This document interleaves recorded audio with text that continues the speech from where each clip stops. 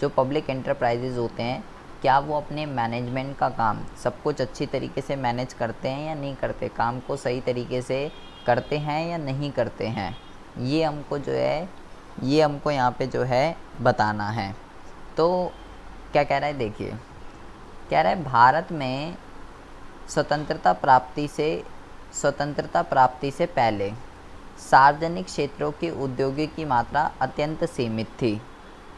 ठीक है जी, पहले इतने जो है सरकारी उद्योग नहीं हुआ करते थे, लेकिन उसके बाद जब हम आज़ाद हुए तो फिर क्या हुआ, उसके बाद जब हम आज़ाद हुए तो सरकार ने इस और बहुत ही ज़्यादा ध्यान दिया। हमने पढ़ा 1956, 1948, 70, 80, 90 सारी इंडस्ट्रियल पॉलिसी में सरकार ने सरकारी उद्योगों पर ही ध्यान दिया, प्राइवेट वालों पे तो कई सारे रिस्ट्रिक्शंस लगा दिए।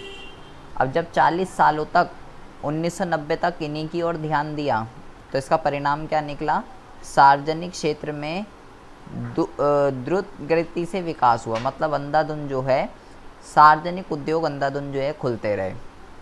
आजकल भारतीय अर्थव्यवस्था में सार्वजनिक क्षेत्र के बढ़ते हुए विस्तार और महत्व को ध्यान में रखते हुए भारतीय जनता और उसके प्रतिनिधित्व के रूप में संसद का इसके कार्य और प्रगति में आधिकारिक रुचि जागृत होना स्वाभाविक है।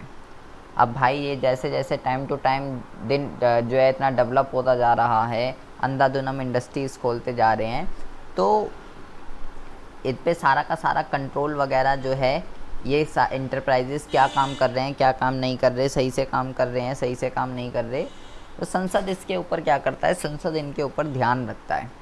और अभी क्योंकि ये बहुत ही ज़्यादा ट्रेंड में चल रहे हैं, बहुत ज़्यादा वो हो रहे हैं, तो इसलिए संसद इनके ऊपर बहुत ही ज़्यादा कड़ी निगरानी रखता है, कड़ा कंट्रोल में रखता है कि भाई काम ढंग से हो रहा है या नहीं हो रहा, क्या कर क्या रहे हैं ये। तो लेकिन इन सब के बावजूद भी ये कुछ प्रॉब्लम जो है उनको फेस करते हैं।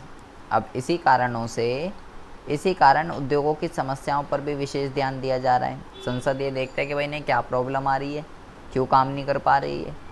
सन 1950 में भारत सरकार को उत्पादन समिति ने ये सुझाव दिया था कि औद्योगिक संस्थाओं की आवश्यकताओं को देखकर ही उनके प्रबंध की व्यवस्था जो है की जानी चाहिए।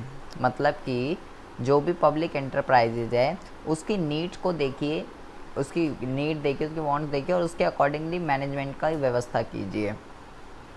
बेसिकली जितने भी पब्लिक एंटरप्राइजेज हैं वहाँ पे सबसे बड़ी जो समस्या है वो मैनेजमेंट की ही है, मैनेज अच्छी तरीके से नहीं हो पाता है। तो कौन कौन से पॉइंट्स हैं जिसमें पब्लिक एंटरप्राइजेज जो प्रॉब्लम फेस करते हैं वो क्या क्या हैं, और ये प्रॉब्लम को दूर करने के सॉल्यूशन क्या है। अलग अलग उसने कमिटीज़ ने, अलग अलग बोर्ड्स ने अपने जो है सुझाव दिए हैं कि भाई ऐसा ऐसा कीजिए। पहले तो हम समस्याएं पढ़ते हैं, क्योंकि सुझाव जो हैं वो तो हम ऑटोमेटिकली बना ही लेंगे। प्रॉब्लम क्या क्या हैं जो ये फेस करते हैं। सबसे पहले लिखा हुआ है प्रबंध के प्रारूप की समस्या। प्रबंध के प्रारूप की समस्या का मतलब क्या होता है, कह रहा है जितने भी पब्लिक एंटरप्राइजेज होते हैं ना, इसके संचालक मंडल में वित्त विशेषज्ञ मतलब कि फाइनेंस का एक्सपर्ट, तकनीक विशेषज्ञ टेक्नोलॉजी एक्सपर्ट, एडमिनिस्ट्रेटिव कुशलता एफिशिएंसी, प्रशासकीय कुशलता प्राप्त व्यक्ति एवं श्रमिकों के प्रतिनिधित्व होने चाहिए।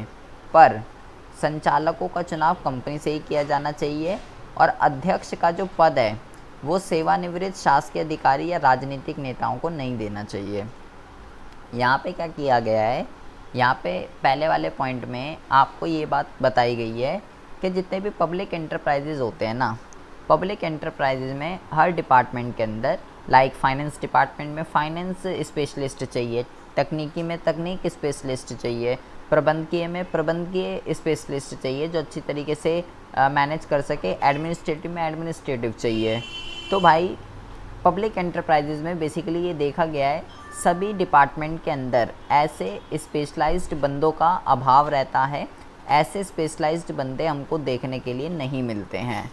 और जो यहाँ पे एक लाइन लिखी हुई है, संचालकों का चुनाव कंपनी से ही किया जाना चाहिए और अध्यक्ष का जो पद है, बेसिकली देखा जाता है कि जितने भी पब्लिक एंटरप्राइजेज होते हैं उनके जो अध्यक्ष होते हैं सेवानिवृत्त शासकीय अधिकारी का मतलब होता है रिटायर्ड पर्सन। सेवानिवृत्त का मतलब होता है रिटायर्ड।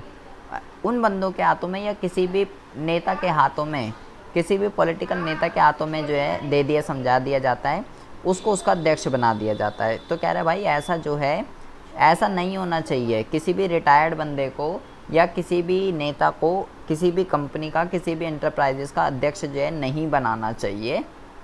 और जो भी डायरेक्टर वगैरह हैं कंपनी के, वो भाई कंपनी से ही सिलेक्ट किए जाने चाहिए। बाहर से किसी भी बंदे को अलग से उसका डायरेक्टर वगैरह, उसका अध्यक्ष वगैरह जो है नहीं बनाना चाहिए।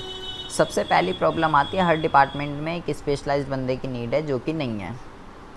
दूसरी जो प्रॉब्लम आती है वो है आंतरिक प्रशासन की समस्या, इंटरनली एडमिनिस्ट्रेटिव की जो दिक्कत है। इसका क्या मतलब होता है?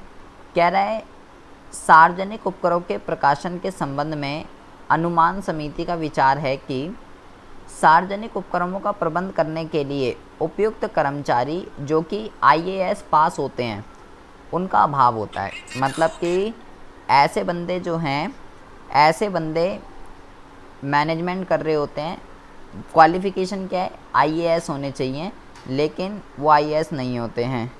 ठीक है। अब जो है यहाँ पे देखेंगे, यहाँ पे जो है साथ ही सार्वजनिक उपक्रमों के प्रबंध में श्रमिकों को भाग देने की समस्या भी महत्वपूर्ण है, जिस पर केवल उत्पादकता में वृद्धि की दृष्टि से ही नहीं वरन मानवीय दृष्टि से भी विचार करना चाहिए। मतलब कि यहाँ पे जो है हर ऑर्गेनाइजेशन में, बेसिकली अगर हम प्राइवेट के अंदर भी देखते हैं, कर्मचारियों को क्या किया जाता है, कर्मचारियों को हर काम के अंदर जो है शामिल किया जाता है, चाहे वो कोई भी काम हो। कर्मचारियों को डिसीज़न मेकिंग के अंदर कोई भी डिसीज़न लेना है, कोई भी पॉलिसी फॉर्मुलेट करनी है, तो उनको भी मालिक उनसे सलाह लेता है अपने वर्करों से कि क्या ये करना ठीक है, क्या ये करना ठीक नहीं है। लेकिन जितनी भी पब्लिक एंटरप्राइजेज़ होते हैं, पब्लिक एंटरप्राइज में ऐसा कुछ भी देखने के लिए नहीं मिलता। वहाँ पे कर्मचारी केवल काम ही काम करते हैं, किसी भी डिसीज़न मेकिंग में, किसी भी पॉलिसी फॉर्मेशन में उनका कोई भी कंट्रीब्यूशन नहीं होता है। अगर अच्छी तरीके से मैनेजमेंट करना है तो अगर अच्छी तरीके से मैनेजमेंट करना है तो कर्मचारियों का भी पार्टिसिपेशन होना चाहिए मैनेजमेंट के अंदर, हर चीज़ के अंदर। इससे प्रोडक्टिविटी तो बढ़ती ही बढ़ती है, उसके साथ साथ वो मोटिवेट भी होते हैं। अगर आपका मालिक आप कुछ भी डिसीज़न लेने से पहले आपसे सलाह लेगा कि बताइए ऐसा करना ठीक है या नहीं ठीक है, तो उससे क्या होगा, उससे आप सोचोगे यार हमारा मालिक तो बहुत बढ़िया है, कुछ भी डिसीज़न लेने से पहले हमसे पूछता है, मैं ही राइट हैंड हूँ, मैं ही लेफ़्ट हैंड हूँ, ऐसी फीलिंग आती है, तो मोटिवेट होता है एम्प्लॉई। लेकिन जितने भी पब्लिक एंटरप्राइजेज़ होते हैं यहाँ ऐसा कुछ नहीं होता, वो बस काम कर लें वही बहुत है। वहाँ पे किसी भी डिसीज़न मेकिंग में कोई उनका जो है पार्टिसिपेशन नहीं होता। लेकिन उसने बोला भाई ऐसा होना चाहिए, इससे प्रोडक्शन के साथ साथ बहुत मोटिवेशन भी उनको जो है मिलता है। लेकिन ये प्रॉब्लम यहाँ देखने को मिलती है, यहाँ पे ऐसा कुछ नहीं है। पहली प्रॉब्लम है हर डिपार्टमेंट के अंदर स्पेशलाइज्ड नहीं है। दूसरी प्रॉब्लम है कि भाई एम्प्लॉयज़ जो हैं वो किसी भी चीज़ में पार्टिसिपेट नहीं करते, और जो मैनेजमेंट है वो एक ऐसा बंदा होता है जो कि क्वालिफाइड नहीं होता है, जिसकी वजह से ये प्रॉब्लम फेस की जाती है पब्लिक एंटरप्राइजेज़ में।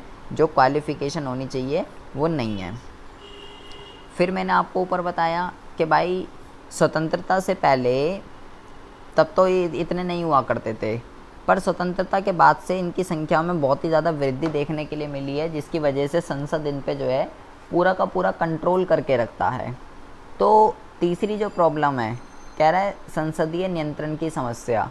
संसद इस पे बहुत ही ज़्यादा आजकल कंट्रोल करने लग गया है, क्योंकि इतने सालों में बहुत ही ज़्यादा इनकी संख्याओं में वृद्धि होने लगी है। तो कह रहा है संसद को क्या करना चाहिए, कंट्रोल करना चाहिए, ठीक है, लेकिन ऐसा थोड़ी आप सभी पब्लिक एंटरप्राइजेस पे कंट्रोल करने लग जाओगे। संसद को इतना नियंत्रण नहीं करना चाहिए। संसद को व्यवसाय की प्रकृति को देखते हुए नियंत्रण में कमी करनी चाहिए। मतलब कि अगर कोई बिज़नेस ऐसा है जिसमें बहुत ज़्यादा कंट्रोल की ज़रूरत है, तो भाई ठीक है, वहाँ पे बहुत ज़्यादा कंट्रोल कीजिए। और जहाँ पे कंट्रोल की ज़रूरत ही नहीं है, जहाँ पे कंट्रोल की ज़रूरत ही नहीं है या बहुत ही कम ज़रूरत है, तो भाई वहाँ पे कम कम कंट्रोल रखिए। आप बिज़नेस का नेचर देखिए कि वो बिज़नेस क्या काम करता है, किस चीज़ का काम कर रहा है वो, तो उसके अकॉर्डिंगली कंट्रोल कीजिए। ये नहीं कि जो भी बिज़नेस है, जिस भी टाइप का बिज़नेस है, ना नेचर मैटर करता ना कुछ, आप सब पे जो है इक्वल का जो है कंट्रोल करके रख रहे हैं, ऐसा नहीं होना चाहिए। तो अगली जो प्रॉब्लम फेस करते हैं पब्लिक एंटरप्राइजेस, वो ये फेस करते हैं कि संसद का बहुत ही ज़्यादा जो है कंट्रोल इनके ऊपर हो चुका है, तो ऐसा नहीं होना चाहिए। फोर्थ जो प्रॉब्लम फेस करते हैं, उचित मूल्य के निर्धारण की समस्या। कह रहा है, मैंने आपको पहले भी बताया था फर्स्ट क्वेश्चन के अंदर, कि जो लोक उपक्रम होते हैं, पब्लिक एंटरप्राइजेज होते हैं, राष्ट्र के हित की भावना से, मतलब कि समाज के कल्याण के लिए काम करते हैं। ये जब हम अभी प्राइवेट वाला पढ़ेंगे, वो लाभ कमाने के लिए काम करते हैं, ये सामाजिक कल्याण के लिए। ये उन वस्तुओं का उत्पादन करते हैं जिनको देश के लोगों को सबसे ज़्यादा ज़रूरत होती है, जिससे समाज का कल्याण होगा। ये ऐसी वस्तुओं का उत्पादन नहीं करते जिससे समाज का कल्याण नहीं होने का। तो भाई इस समस्या के समाधान के लिए क्या करना चाहिए?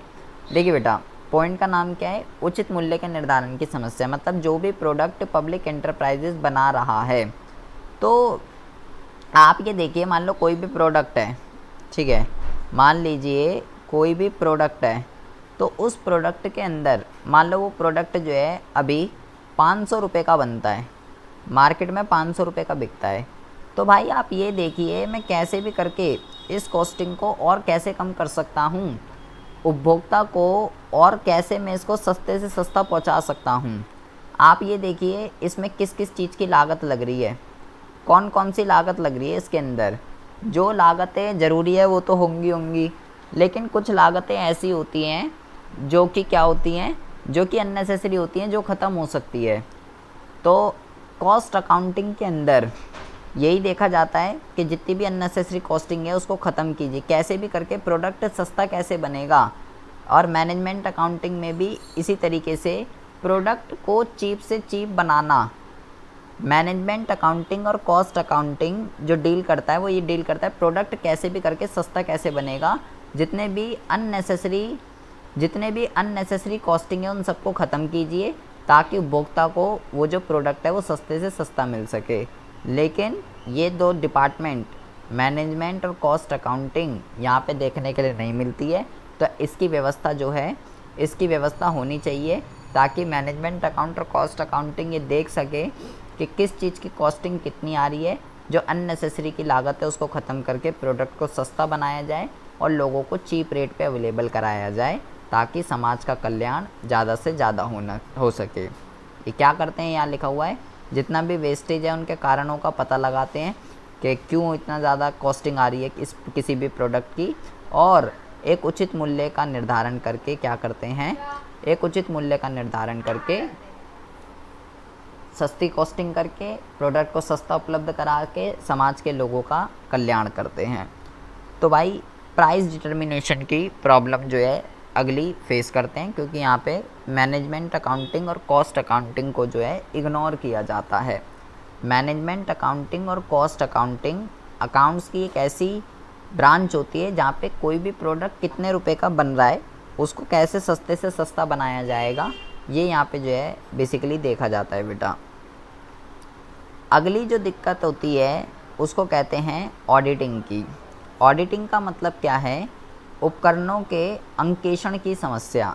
अंकेषण का मतलब होता है ऑडिट करना। ऑडिट का मतलब होता है बेटा किसी भी चीज़ को चेक करना कि भाई काम सही तरीके से हो रहा है या नहीं हो रहा है, ठीक है। ऑडिट का मतलब होता है चेकिंग करना किसी भी चीज़ की। तो कह रहा है लोक उपक्रम के जो ऑडिट होते हैं, ऑडिट के लिए अंकेशकों की नियुक्ति केंद्र सरकार ऑडिटर जनरल की सलाह से करती है। केंद्र सरकार किसकी सलाह से करती है? ऑडिटर जनरल की सलाह से, कि ऑडिटर अपॉइंट करना चाहिए या नहीं करना चाहिए। ऑडिटर अपॉइंट होता है तो ऑडिटिंग होती है, वो बंदा चेक करता है। ऑडिटर वो बंदा है जो उस उपक्रम की क्या करेगा? ऑडिटिंग करेगा, चेकिंग करेगा कि काम सही तरीके से हो रहा है या नहीं हो रहा। केंद्र सरकार ऑडिटर जनरल से सलाह लेके ऐसा करती है, उससे सजेशंस लेके। वो बोलेगा हाँ जी कर लीजिए तो कर लेंगे, वो बोलेगा नहीं जी कोई ज़रूरत नहीं है, सही बढ़िया चल रहा है तो नहीं करेंगे। तो भाई अब वही अगर मना कर देगा नहीं करो ऑडिटर, सब बढ़िया चल रहा है, ठीक है, ओके है, तो भाई फिर जो जिस तरीके की परफॉर्मेंस पब्लिक एंटरप्राइजेज़ में चल रही है वो पता ही नहीं चल पाती है कि क्या प्रॉब्लम फेस कर रहे हैं बंदे, ये सही तरीके से काम कर रहे हैं या नहीं कर पा रहे हैं, लोगों को इनसे क्या क्या प्रॉब्लम फेस हो रही है, इनको कुछ समझ ही नहीं आ पाता। और ऐसा केवल ऑडिटर जनरल की वजह से ही होता है, क्योंकि ऑडिटर जनरल ही केंद्र सरकार को सजेशन में मना कर देता है कि कोई ज़रूरत नहीं है ऑडिटर को नियुक्त करने की, सब बढ़िया चल रहा है। तो ऑडिटिंग की दिक्कत अगली प्रॉब्लम जो फेस करते हैं। अगला जो है वो है सूचना की पर्याप्तता की समस्या। मतलब कि भारत में जो जितने भी पब्लिक एंटरप्राइजेस की वित्तीय रिपोर्ट जनता को सरलता से उपलब्ध नहीं होती है, साथ ही हिसाब किताब भी नियमित रूप से नहीं रखा जाता तथा लागत लेखों का महत्व भी अनुभव नहीं किया जाता। इसका मतलब क्या है? इसका मतलब ये है बेटा कि जितने भी पब्लिक एंटरप्राइजेज हैं, सरकारी कंपनियां हैं, आज के टाइम में हम किसी भी पब्लिक कंपनी के नेट पे डालते ही जैसे हमें किसी भी कंपनी की, बेसिकली बेटा ये अकाउंट्स की बातें हो रही हैं यहाँ पे। अकाउंट्स के अंदर क्या होता है, जैसे मुझे किसी भी कंपनी का चेक करना है कि भाई इसने जो है कितना प्रॉफिट कमाया है, कितना लॉस कमाया है, तो उसके लिए हमको जो है बैलेंस शीट देखनी पड़ती है उस कंपनी की, उसका प्रॉफिट एंड लॉस अकाउंट देखना पड़ता है कि ये कंपनी ने पिछले सालों में क्या किया, कितना प्रॉफिट कमाया, कितना लॉस कमाया, ये सारी चीज़ें। तो किसी भी प्राइवेट कंपनी की तो आपको 1 मिनट में दिख जाएगी, लेकिन किसी भी सरकारी की आपको इतनी आसानी से देखने के लिए नहीं मिलेगी। और हिसाब किताब भी इन कंपनियों में अकाउंटिंग जो है वो ठीक तरीके से नहीं की जाती है, जिसकी वजह से हमने पढ़ा कॉस्ट अकाउंटिंग वगैरह यहाँ पे वैसे भी नहीं होती है, जिसकी वजह से प्रॉपर इन्फॉर्मेशन जो है नहीं मिल पाती है। ये वाला जो पॉइंट है बेटा, पॉइंट नंबर 6, ये वाला जो पॉइंट है पॉइंट नंबर 5 और पॉइंट नंबर 4, तीनों ही बेटा अकाउंट्स से ही रिलेटेड है। पहले में बात की गई थी कॉस्ट अकाउंट और मैनेजमेंट अकाउंट, यहाँ पे नहीं होते हैं। मैंने बोला कॉस्ट अकाउंट और मैनेजमेंट अकाउंट ये देखते हैं कि जो प्रोडक्ट है वो कैसे सस्ते से सस्ता बन सकता है। 5th पॉइंट के अंदर बात की गई है कि यहाँ पे ऑडिटर नहीं होते, ठीक है, क्योंकि केंद्र सरकार ऑडिटर जनरल से सलाह लेती है कि ऑडिटर को अपॉइंट करूँ या नहीं करूँ। ऑडिटर बेटा एक ऐसा बंदा होता है जो सभी एंटरप्राइजेस की ऑडिटिंग करता है, चेकिंग करता है कि काम सही तरीके से हो रहा है या नहीं हो रहा, लेकिन यहाँ अपॉइंट ही नहीं होता।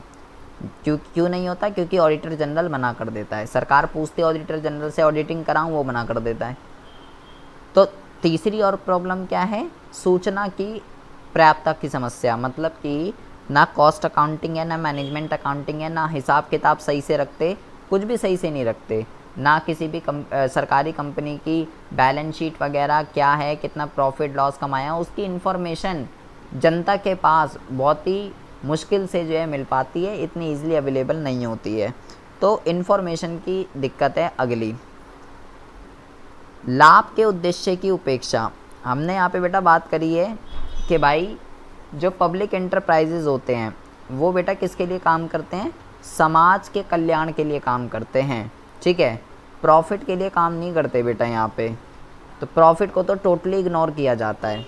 लोक उपक्रम में आकुशल प्रबंध, अपव्यय, अनावश्यक विलंब के कारण लाभ की उपेक्षा की जाती है, जिससे हानि की संभावना अधिक रहती है।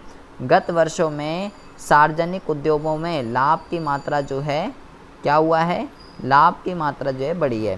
कह रहा है पहले तो जो है आप बेटा किसी भी सरकारी दफ्तर में चले जाइए, एक ही चीज़ होती है वहाँ, मैनेजमेंट अच्छा नहीं होगा, काम में अननेसेसरी की देरी होगी, लंच एक 1.5 घंटे के चल रहे हैं, बाद में आना जी ये कह के बोल देते हैं, बाद में आना जी, लंच चल रहा है, बंदा ही नहीं आया है जी, आज नहीं आएगा जी, पता नहीं जी कब आएगा, आएगा भी नहीं आएगा कुछ नहीं पता, बहुत दिन से छुट्टी पे है जी, मैनेजर से बात कीजिए, मैनेजर भी सीट पे नहीं है जी। तो ना तो मैनेजमेंट ढंग से होता है, अननेसेसरी एक्सपेंडिचर होते हैं, हर काम में देरी की जाती है।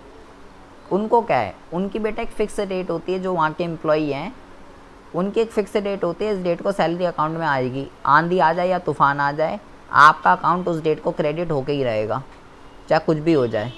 तो उनको कोई दिक्कत नहीं है, हम वो काम कर, एक बारी सरकारी लग गई तो लग गई। तो इसलिए लोग सरकारी जॉब के पीछे क्यों भागते हैं, काम नहीं करना पड़ेगा। आधे बंदे सरकारी जॉब के पीछे तो इसलिए भागते हैं, काम नहीं करना पड़ेगा, घर बैठे सैलरी आएगी। आधे तो इसलिए सरकारी जॉब के पीछे जो हैं जाते हैं। तो भाई ये सब क्या है, बंदे के अंदर आलस, फिर भ्रष्टाचार, करप्शन, ये सब चीज़ें देखने के लिए मिलती हैं। तो ये गलत है, ये प्रॉब्लम फेस करते हैं। ये 7 प्रॉब्लम है बेसिकली जो कि एक पब्लिक एंटरप्राइजेज़ वाला जो है फेस करता है। सबसे पहली प्रॉब्लम क्या थी, मैनेजमेंट की। दूसरी प्रॉब्लम थी एडमिनिस्ट्रेटिव की, कि भैया जो बंदा प्रबंध कर रहा है वो क्वालिफाइड नहीं है, संसद बहुत ही ज़्यादा कंट्रोल करके रख रहा है, प्राइस की दिक्कत है, और अकाउंटिंग की यहाँ पे बहुत ही ज़्यादा दिक्कत है। अकाउंटिंग, तीनों, ऑडिटर नहीं है ऑडिट करने के लिए, अकाउंटिंग की दिक्कत है, और लाभ को टोटली इग्नोर किया जाता है। तो भाई अब ये जो प्रॉब्लम ये सब जो फेस कर रहे हैं, इसको दूर कैसे किया जाए, सॉल्यूशन क्या है इन प्रॉब्लम का, सुधार कैसे होगा इसके अंदर। तो इसके सुधार की अगर बात करें, सजेशंस की, इसके उपाय की, तो कह रहा है सार्वजनिक उपक्रमों की सफलता के विषय में सरकार प्रयत्नशील रही है। इनकी समस्याओं के हल के लिए विभिन्न सुझाव विभिन्न समितियों ने सरकार के समक्ष प्रस्तुत किए हैं। कुछ विशेष सुझाव इस प्रकार के हैं। अलग अलग समितियां, अलग अलग आयोग ने अपने अपने सुझाव दिए हैं कि भाई मेरे अकॉर्डिंगली जो है आप ऐसा कीजिए तो आपकी परफॉर्मेंस वगैरह में बहुत ज़्यादा सुधार आएगा। जो भी प्रॉब्लम आप फेस कर रहे हो आप उनसे बचोगे। जैसे पहले योजना आयोग के अनुसार बताया गया है, फिर अभी हम नीचे पढ़ेंगे किसी अलग समिति के, किसी अलग आयोग के अनुसार बताया जाएगा। तो योजना आयोग क्या क्या कहता है, पहले हम इसके रिगार्डिंग बात करते हैं। योजना आयोग क्या कह रहा है, योजना आयोग कह रहा है भाई ये 5 काम कर लीजिए, सही हो जाएगा। क्या, संसद के द्वारा एक स्थायी समिति नियुक्त की जाए जो राजकीय उद्योगों से संबंधित प्रत्येक कार्य की सूचना रखेगी। कह रहा है कमेटी, एक फिक्स कमेटी को इस्टेब्लिश कीजिए जो कि क्या काम हो रहा है क्या काम नहीं हो रहा है इसकी प्रॉपर इन्फॉर्मेशन जो है रखेगी। निर्धारित नीतियों के आधार पर प्रबंध संचालक और अध्यक्षों को पूर्ण अधिकार जो हैं प्राप्त होने चाहिए। डायरेक्टर्स को, अध्यक्षों को फुल्ली राइट होना चाहिए जो भी पॉलिसीज़ हैं। प्रबंध संचालक और अध्यक्षों की नियुक्ति सरकार के द्वारा होनी चाहिए। सरकार अपॉइंट करे कि कौन डायरेक्टर होगा, कौन अध्यक्ष होगा, कौन क्या होगा। ऐसा नहीं जो भी बंदा अपॉइंट कर रहा है, कोई भी आ गया सीट पे, रिटायर्ड वाला आ गया या कोई नेता आ गया, ऐसा कुछ नहीं होना चाहिए। सरकार जिसको अपॉइंट करे वो होना चाहिए। सभी कर्मचारियों के जनरल मैनेजर के अधीन एक आंतरिक वित्तीय परामर्शदर्शा रखनी चाहिए। कोई भी पब्लिक एंटरप्राइजेज हो, उसका जो जनरल मैनेजर है, वित्तीय परामर्शदाता का मतलब होता है ट्रांसपेरेंसी, कि भाई फाइनेंशियली ट्रांसपेरेंसी रहनी चाहिए। मतलब कि पब्लिक एंटरप्राइजेज के अंदर के कर्मचारी जो होते हैं, जो भी फाइनेंस के डिपार्टमेंट में हैं, जो भी उनके जनरल मैनेजर हैं, उनको तो पैसों का हिसाब किताब बहुत ही अच्छे से पता रहना चाहिए, सारी ट्रांसपेरेंसी रहनी चाहिए, पैसा कहाँ से आ रहा है, कहाँ जा रहा है। उद्योगों के समुचित निर्यात के लिए जनरल मैनेजर के पास सहायक कर्मचारी भी होने चाहिए जो उसकी हेल्प कर सके। तो योजना आयोग के अनुसार उसने बेसिकली ये 5 सजेशन दिए हैं कि भाई आप ऐसा ऐसा करिए, ऐसा नहीं जो मर्जी को अपॉइंट कर दिया। एक स्थायी समिति बनाइए जो सारे काम की इन्फॉर्मेशन रखेगी। डायरेक्टर्स को, अध्यक्षों को पूर्ण अधिकार दीजिए, सरकार इनको अपॉइंट करे, ऐसा नहीं कोई भी बंदा आके आ जाएगा। फाइनेंशियल ट्रांसपेरेंसी को रखिए और जनरल मैनेजर के पास हेल्पफुल कर्मचारी जो है होने चाहिए।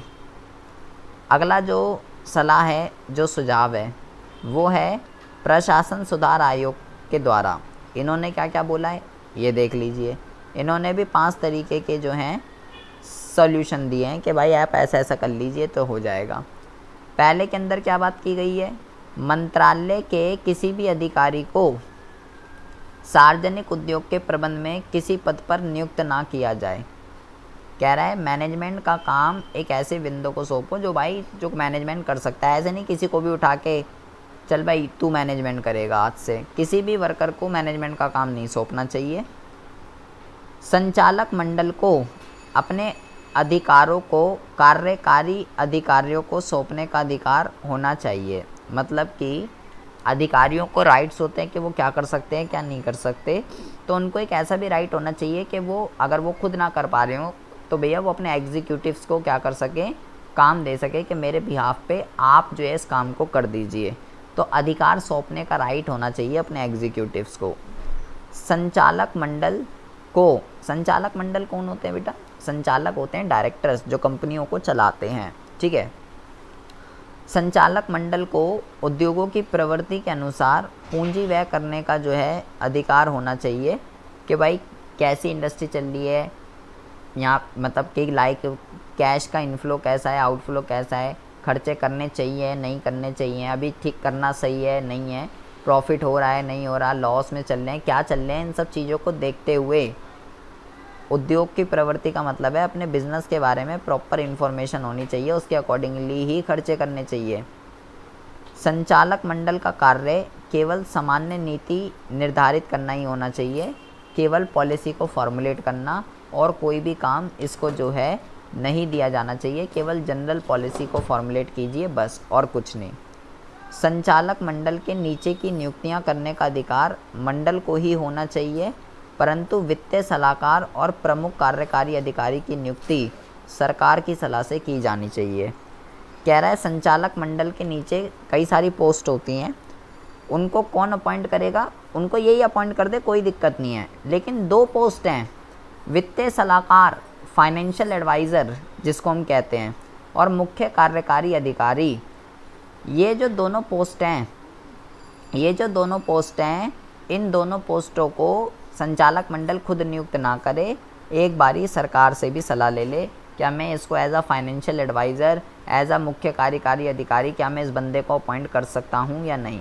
सभी पोस्ट के लिए आप खुद देख लो, लेकिन ये 2 पोस्ट बहुत ही ज़्यादा इंपॉर्टेंट रोल प्ले करती हैं किसी भी ऑर्गेनाइजेशन के अंदर, तो इन दोनों की पोस्टिंग करते हुए एक बारी सरकार से भी रिकमेंडेशन ले लीजिए।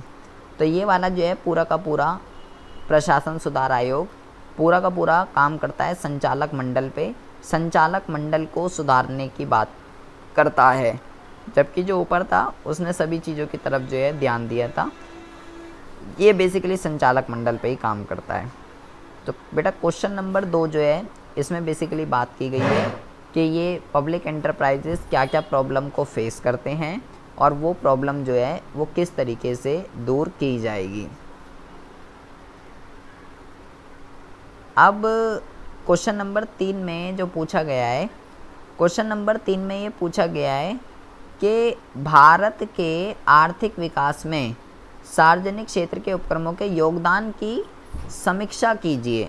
समीक्षा, इसका मतलब क्या होता है कि अभी तक जितने भी पब्लिक एंटरप्राइजेज हैं उन्होंने जितना भी कंट्रीब्यूशन दिया है वो भी बताइए, क्या क्या कंट्रीब्यूशन दिया है, क्या रोल प्ले करती क्या है पब्लिक एंटरप्राइजेज समाज के लिए, जनता के लिए, देश के लिए, और उसको इवैल्यूएट भी करना है। मतलब कि अभी जिस तरीके का काम वो कर रही है, जो कंट्रीब्यूशन अभी दे रही है, जो रोल अभी प्ले कर रही है, वो चीज़ सही है या नहीं है, ये जो है बेसिकली इस क्वेश्चन के अंदर आपको जो है बताना है।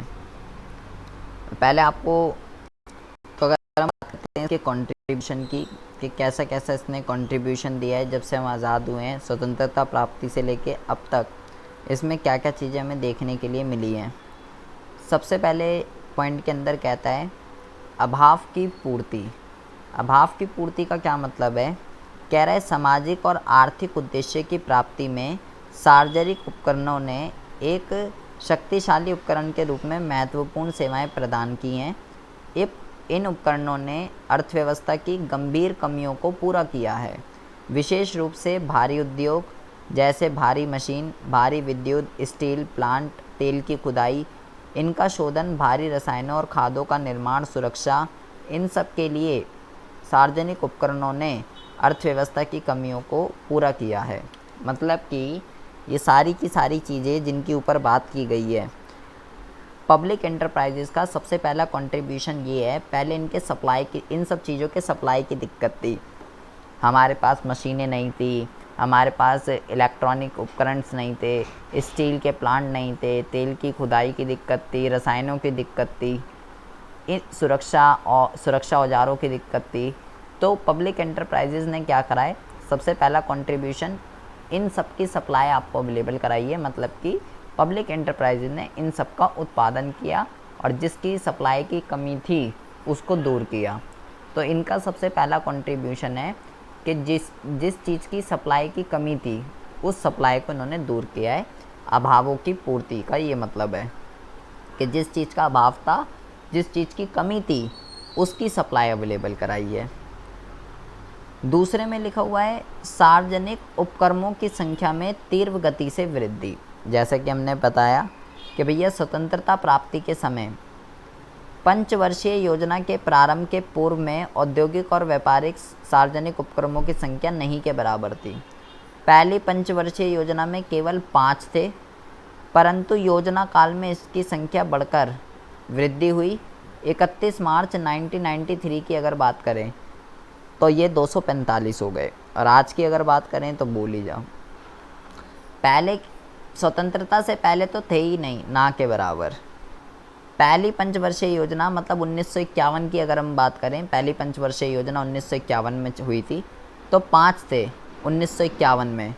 और 1993 की अगर बात करें तो ये 5 बढ़ के इन 40-50 सालों में, 45 सालों में कितने हो गए, 245। तो जो बहुत ही ज़्यादा हमारे ऊपर ये कह सकते हो गर्व की बात है, क्योंकि भाई ये समाज के कल्याण के लिए काम करती हैं। ये वो गुड्स बनाते हैं जिससे सोसाइटी को ज़्यादा से ज़्यादा फ़ायदा होता है, समाज का ज़्यादा से ज़्यादा कल्याण होता है। तो जितनी ज़्यादा ये होंगी उतना ज़्यादा लोगों का कल्याण होगा। तो इनकी संख्याओं में वृद्धि देखने के लिए मिली है। दूसरा इनका ये इम्पोर्टेंस है।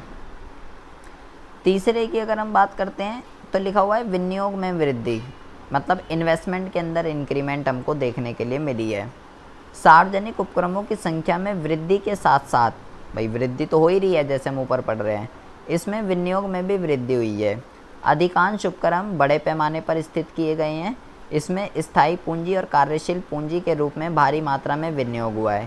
पहली योजना के प्रारंभ में जहां सार्वजनिक उद्योगों में केवल इतनी पूंजी लगी हुई थी, अब यह राशि बढ़कर इतने करोड़ रुपए जो है हो चुकी है। तो ये हमारे लिए बहुत ही ज़्यादा क्या है, गर्व की बात है कि भाई पब्लिक एंटरप्राइजेज़ ज़्यादा से ज़्यादा खुल लें, जिससे ज़्यादा से ज़्यादा समाज का कल्याण होगा। और उसके अंदर जो इंडस्ट्री जो ओपन हुई है उसके अंदर पैसा लगेगा, मशीन्स आएंगी। दो तरीके का पैसा होता है बेटा। एक होता है, यहाँ पे 2 वर्ड की बात की गई है, एक होता है स्थायी और एक होता है कार्यशील। एक होती है फिक्स कैपिटल और एक होती है वर्किंग कैपिटल। स्थायी पूंजी को फिक्स कैपिटल कहते हैं, जो कि मशीन वगैरह ख़रीदने के लिए जितना भी पैसा चाहिए होता है किसी भी इंडस्ट्री को ओपन करने के लिए। और कार्यशील पूंजी का मतलब होता है किसी भी कंपनी वगैरह को डे टू डे चलाने के लिए जितना भी पैसा चाहिए होता है। तो कह रहा है इन दोनों को ही मिला के ही कंपनी को कितने पैसों की ज़रूरत है वो टोटल डिफाइन होता है। तो भाई कह रहा है इसके अंदर क्या हुआ है, इसके अंदर इंक्रीमेंट देखने के लिए मिली है। पहले केवल 29 करोड़ रुपए लगे हुए थे और आज की अगर हम बात करें तो इतनी इन्वेस्टमेंट पब्लिक एंटरप्राइजेस के अंदर हुई हुई है, जो कि बहुत ही अच्छी बात है। अगले पॉइंट की अगर हम बात करते हैं तो ये वाला देख लो, बहुत आसान है। रोज़गार के अवसरों में वृद्धि, मतलब कि अब भाई जब ये खुली हैं ज़्यादा से ज़्यादा, जैसे जैसे खुलेंगी तो भाई इसमें बंदे काम भी करेंगे, काम करेंगे तो जॉब अपॉर्चुनिटीज़ क्रिएट होंगी। अभी जब कोई नई कंपनी खुल रही है, कोई नया बिज़नेस खुल रहा है तो काम भी तो वर्कर ही तो करेंगे, उसमें ज़्यादा से ज़्यादा पोस्टें ओपन होंगी, जॉब अपॉर्चुनिटी क्रिएट होंगी। तो इनका अगला कंट्रीब्यूशन ये है, रोज़गार में इन्होंने जो है वृद्धि करी है। अगला पॉइंट है सहायक उद्योगों का विकास। सहायक उद्योगों के विकास में सार्वजनिक उपकरणों ने काफ़ी सहयोग दिया है। सभी बड़े सार्वजनिक उपकरणों ने अपने आसपास सहायक उद्योगों के विकास हेतु एक निश्चित कार्यक्रम अपनाया है। यह कार्यक्रम छोटे साहसियों को प्रोत्साहन देने और लघु और मध्यम उद्योगों की स्थापना का कार्य प्रमुख रूप से बोकारो औद्योगिक केंद्र, क्या लिखा है यार, Rourkela steel plant, Bhilai steel plant, Bharat electronic Bhopal, Hyderabad एवं हरिद्वार इकाइयाँ, ये सारे के सारे क्या करें, ये सारे के सारे इनके द्वारा जो है इस्टेब्लिश किए गए हैं। सहायक उद्योगों का मतलब होता है बेटा, इसके नाम से ही पता चल रहा है, सहायक का मतलब क्या होता है, जो उनको हेल्प करें, ठीक है। तो सार्वजनिक उपक्रम पहले खुला, एक बड़े पैमाने के बड़े लेवल पर एक उद्योग खुला। अब वो बड़े पैमाने के उद्योग अपने आसपास क्या करते हैं, अपने आसपास ज़्यादा से ज़्यादा छोटे छोटे उद्योगों की जो है स्थापना करते हैं। तो पब्लिक एंटरप्राइजेस का अगला कंट्रीब्यूशन ये है कि वो तो खुल ही रहे हैं, और उनके खुलने के साथ साथ ये क्या करते हैं, जो लघु उद्योग, कुटीर उद्योग, मध्यम उद्योग जो होते हैं, इनको खुलने में हेल्प करते हैं, अपने आसपास ज़्यादा से ज़्यादा इन उद्योगों को खोलते हैं, लघु मध्यम वगैरह वर्ग के, कि भाई ज़्यादा से ज़्यादा ये खुलें और हेल्प करें हमारी, क्योंकि ये रॉ मटेरियल वगैरह क्रिएट करते हैं और उस रॉ मटेरियल को ये फिनिश गुड्स में कन्वर्ट कर देते हैं। तो इनके खुलने से, इनके ज़्यादा से ज़्यादा खुलने से सहायक उद्योगों का भी विकास हुआ है। लघु उद्योग और मध्यम उद्योग जो है, इनकी डेवलपमेंट, इनकी संख्याओं में भी हमको वृद्धि देखने के लिए मिली है। फिर 5वें में क्या कह रहे हैं, महत्वपूर्ण सेवाओं का संचालन। महत्वपूर्ण सेवाएं का मतलब जैसे ट्रांसपोर्टेशन, संचार, विद्युत सेवाएं, ऐसी आर्थिक सेवाएं हैं जिनका देश के आर्थिक विकास पर गहरा प्रभाव पड़ता है। सार्वजनिक उपक्रम इन सेवाओं को व्यापक रूप से अच्छे प्रकार से संचालित कर सकता है। भारतीय रेल, भारतीय डाक, तार, राज्यों के विद्युत मंडल, सड़क परिवहन आदि सार्वजनिक उपक्रम के राष्ट्र के विकास में महत्वपूर्ण भूमिका निभा रहे हैं। आज के टाइम में आप बेटा देखोगे, आपको किसी चीज़ की दिक्कत नहीं है, आपको अच्छी रोड मिलती हैं, 24 घंटे आपकी बिजली आती है, ठीक है, ट्रांसपोर्टेशन की कोई दिक्कत नहीं है, इलेक्ट्रिसिटी की कोई दिक्कत नहीं है, रेल में चले जाओ, किसी भी चीज़ में आपको कोई दिक्कत नहीं। आज ये सारी की सारी सुविधाएं आपको प्रचुर मात्रा में उपलब्ध हैं, जितनी होनी चाहिए। जबकि स्वतंत्रता प्राप्ति की बात करें अगर हम, तो उस टाइम पे ऐसा नहीं था। उस टाइम पे ये सारी सुविधाएं हमारे पास इतनी मात्रा में नहीं थी जितनी होनी चाहिए थी।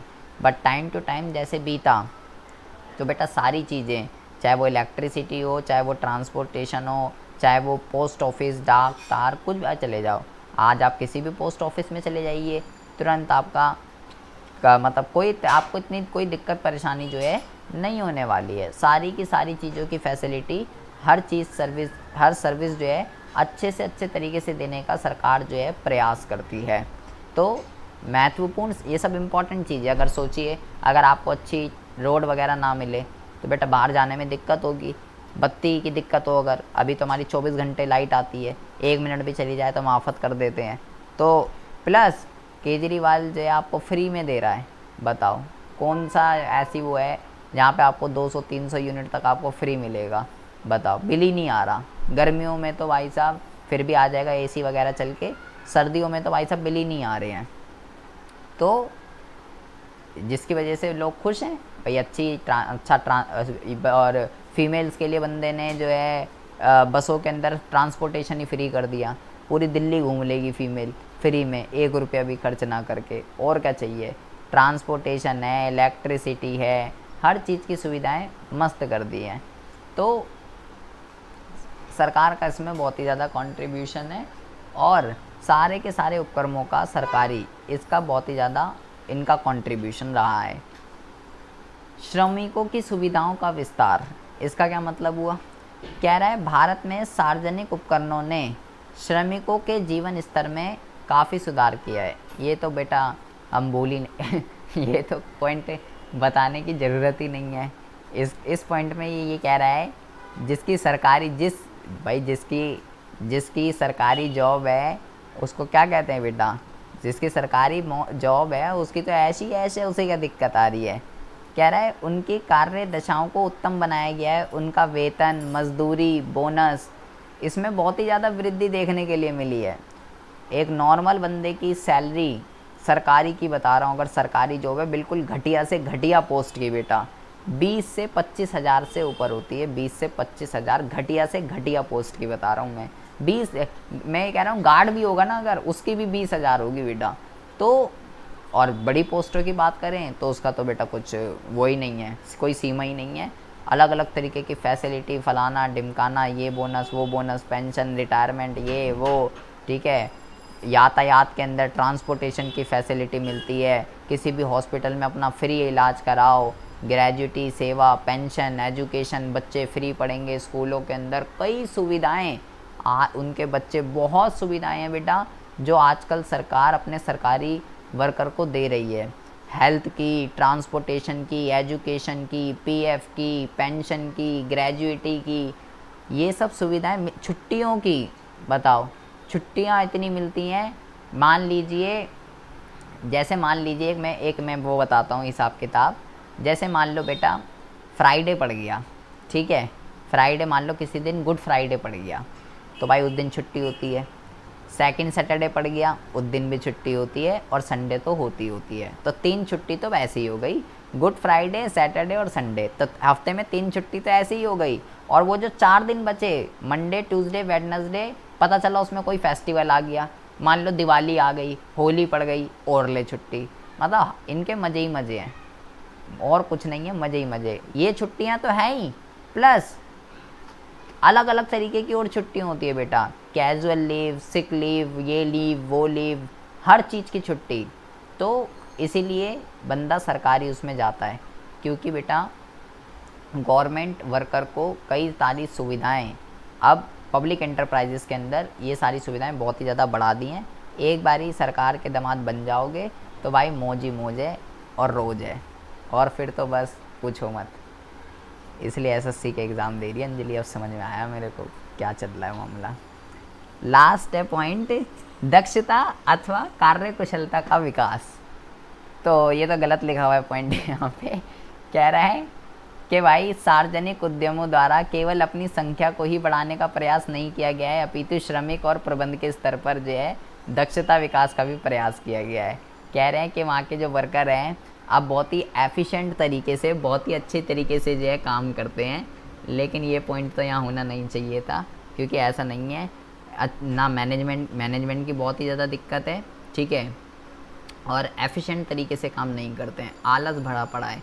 पता है सैलरी आ जाएगी, अकाउंट क्रेडिट हो जाएगा, कोई दिक्कत नहीं है। स्कूलों में देख लो, टीचर स्टाफ रूम में बैठ के गप्पे मार रहे हैं, कोई दिक्कत नहीं है, कोई देखने वाला नहीं है, पीरियड ही नहीं ले रहे हैं। सरकारी हॉस्पिटल्स में डॉक्टर कहाँ हैं पता नहीं है, लोग अस्पतालों की लाइनों में लगे हुए हैं, बैंकों में लंबी लाइनें लगी हुई हैं, बंदा पोस्ट पे ही नहीं है, पैसे जमा करने के लिए लोग खड़े हुए हैं, पासबुक में एंट्री कराने। कोई भी बेटा किसी भी सरकारी दफ्तर में चले जाओ, सरकारी बैंक में चले जाओ, सरकारी हॉस्पिटल में चले जाओ, सरकारी स्कूलों में चले जाओ, यही हाल देखने के लिए अभी भी मिल रहा है। तो वर्कर्स जो हैं अच्छी तरीके से, एफिशिएंट तरीके से काम नहीं कर पा रहे हैं। तो ये सारी इनके फ़िलहाल फ़ायदे इनकी इम्पोर्टेंस बताई गई है, इनके रोल बताए गए हैं कि आखिर ये अर्थव्यवस्था के अंदर क्या क्या कंट्रीब्यूशन करते हैं। ये बेटा अभी 3 क्वेश्चनों के अंदर केवल पब्लिक एंटरप्राइजेस की बात की गई थी। अब जो अगले क्वेश्चंस आएंगे उसमें अब हम प्राइवेट एंटरप्राइजेस पढ़ेंगे। प्राइवेट एंटरप्राइजेस क्या होते हैं, उसके क्या क्या फ़ीचर्स होते हैं, वो क्या इंपॉर्टेंट रोल प्ले करते हैं इकोनॉमी के अंदर, वो क्या समस्याएँ फेस करते हैं और उसको कैसे दूर किया जा सकता है।